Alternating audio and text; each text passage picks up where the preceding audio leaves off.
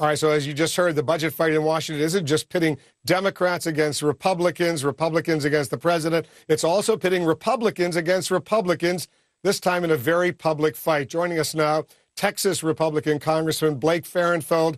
Where do you stand, Congressman, on this issue? Are you with those who say, you know what, you don't have the votes to defeat Obamacare, but you got to keep the government open? Or are you willing to see the government shut down in order to try to kill Obamacare?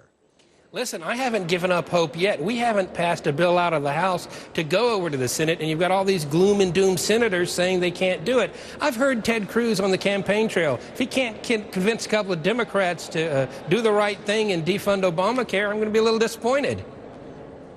But they don't have the votes in the Senate. As you well know, the Democrats have a majority. You control the House of Representatives, but you need the Senate. And apparently these Republicans in the Senate, they see that they simply don't have the votes. You've passed these resolutions, these bills in the House many times to kill Obamacare. It goes nowhere in the Senate.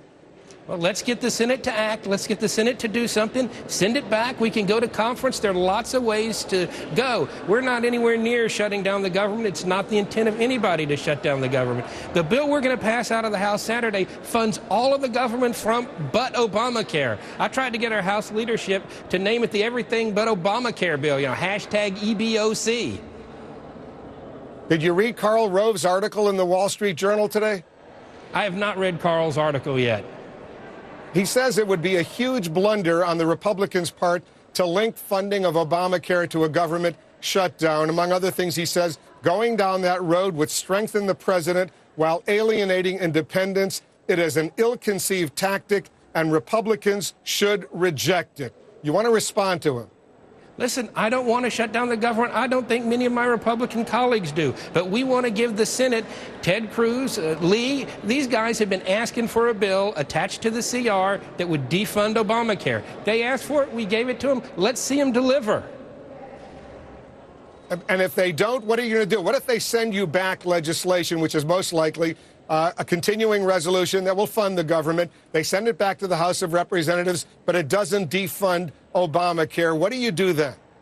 Well, I think we go to conference. Listen, this is one of the leverage points we have in a divided government as the House. We control the purse string.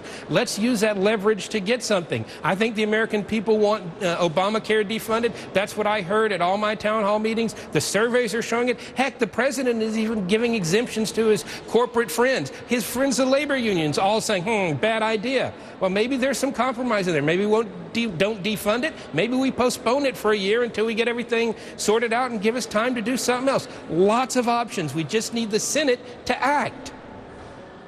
Well, that would be fine if you had the votes in the Senate, but the Democrats have that majority in the Senate, so it looks like the Democrats are not going to do it. But let's say they actually were to do it, and it came back to the House and became passed by the House and the Senate. You know the president would then veto that legislation, and then you would need a two-thirds override in both the House and the Senate to get it enacted. You don't even have that two-thirds override vote in the House of Representatives, certainly not in the Senate. So isn't this an uphill struggle for you?